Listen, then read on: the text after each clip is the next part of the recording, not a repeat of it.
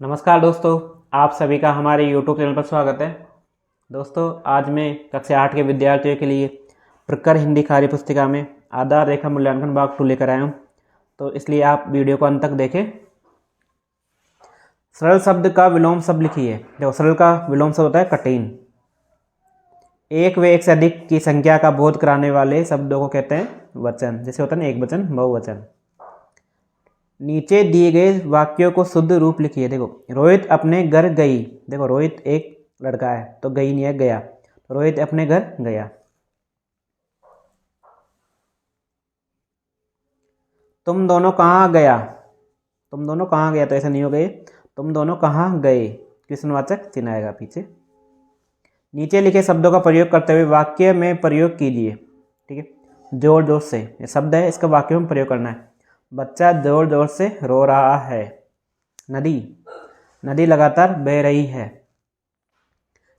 कचरा पात्र के उपयोग के 2 लाभ लिखिए। देखो, कचरा पात्र के उपयोग के 2 लाभ है। कचरा पात्र में कचरा डालने से गंदगी नहीं फैलती है, एक लाभ तो ये हो गया। दूसरा, कचरा पात्र में कचरा डालने से कचरा इधर उधर नहीं फैलता है। नीचे लिखी चीज़ों को विशेषता बताने वाले शब्द जोड़कर लिखिए। देखो, समोसे कैसे होते हैं, गरम। पेड़ कैसे होते हैं, लंबे। तो काली होती है चींटी, ऊंचा होता है झंडा। नीचे दिए गए चित्र को देखकर 6-8 वाक्य लिखिए। देखो, चित्र दिया गया है, गाय चारा चर रही है यहाँ पे। उसके बारे में 6-8 वाक्य लिखने हैं। गाय एक पालतू जानवर है। ठीक है, गाय एक चौपाया जानवर है। गाय के 2 सींग 2 कान होते हैं। गाय के एक लंबी पूंछ होती है जो मक्खियाँ उड़ाने में काम आती है। गाय के गोबर से खाद बनती है। गाय से हमें दूध मिलता है, जो गाय का दूध स्वास्थ्य के लिए लाभदायक है। नीचे दी गई कविता को पढ़िए और 8 से 11 तक के प्रश्नों को उत्तर दीजिए। आसमान ने ओढ़ी चादर, नीले नीली उसकी चादर। सांझ पड़े ये लाल हुई थी, रात पड़ी तो काली चादर। आसमान ने ओढ़ी चादर, नीली नीली इसकी चादर। रात पड़ी तो पोल खुली थी, फटी हुई थी सारी चादर। जगह जगह पर छेद थे, इसमें चलनी सी छेदली चादर। छेद सभी जब बने थे तारे, चमकी थी काली सी चादर। देखो, इसमें एक कविता दी गई है।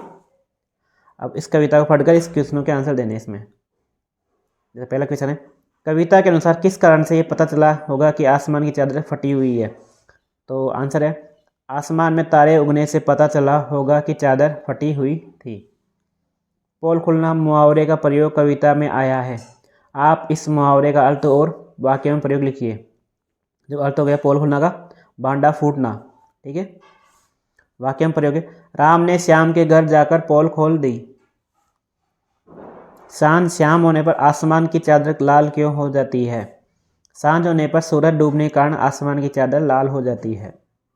ठीक है, कविता का उपयुक्त शीर्षक होगा आसमान की चादर।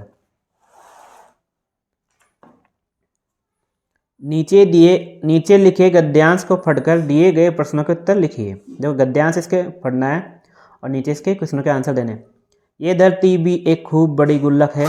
मिट्टी की बनी इस गुल्लक में प्रकृति वर्षा के मौसम में खूब पानी बरसाती है।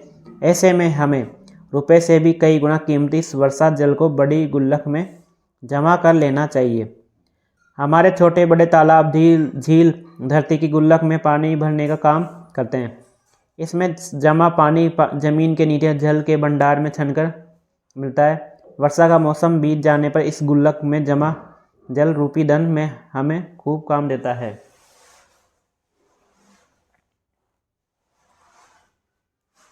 लाल गुल्लक किसे कहा गया है, धरती को। बरसात का पानी जमीन में किस प्रकार मिल जाता है। बरसात का पानी जमीन में छनकर मिल जाता है। बरसात के मौसम के बीत जाने पर हमें पानी कहाँ से प्राप्त होता है। बरसात के मौसम बीत जाने पर तालाब, झील, धरती में जमा पानी हमें प्राप्त होता है। बरसात के जल को हम किस किस प्रकार सहेज सकते हैं। तो बरसात के जल को हम झील, कुआं, तालाब आदि में सहेज सकते हैं। तो इस